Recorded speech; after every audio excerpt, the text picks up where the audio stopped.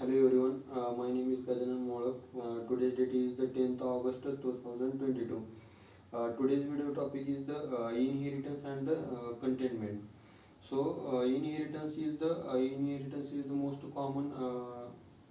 common approach for code reusability in the object oriented programming. While the contentment is the simple approach in which a class B that need access to the member of a class A contains the instance or the object of the class A rather than the inheriting class B rather than the class A.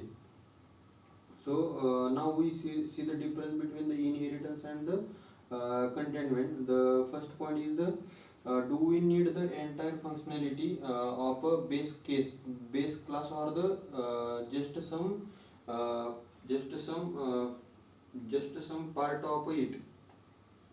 uh, let's talk the example of the example of a class name having the living things used to classify all the in the world living things in the world, having basic functions like can walk, can run, can talk, and so on and so on.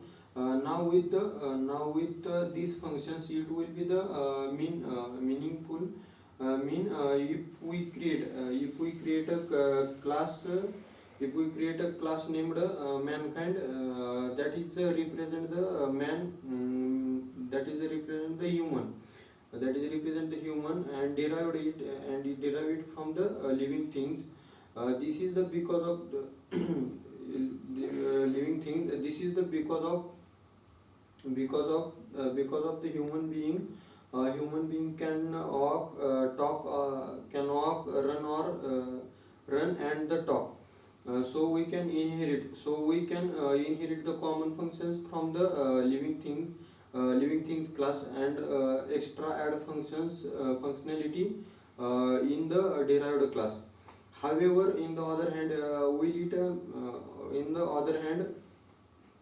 will it make a class will it make a class make it a class to have a class name as a animal, and derive it from the living things? The answer is a no, and because of the since the animal has a animal cannot be animal can walk and run, but the animal cannot the talk. The next point, point 2 is the next point point 2 is the point 2 is the do we need a coupled do we need the coupled or the decoupled systems? The point third is point 2, when we inherit from the base class to create a derived class, and it increases the coupling between the two classes, since the derived class directly uses the base class and its member functions. On the other hand, using contentment via the produce interfaces promotes loose coupling. Since we are programming against the interfaces and not to the create classes. The point 3 is the do we need to change the base class at the runtime?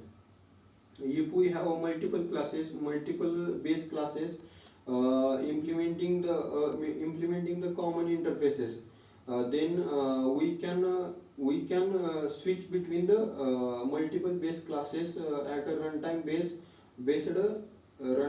on the some kind of the condition. The next point is the we need to control access to the public members class. This is the most important point to be considered for designing the application architecture. In other word, which component for a loose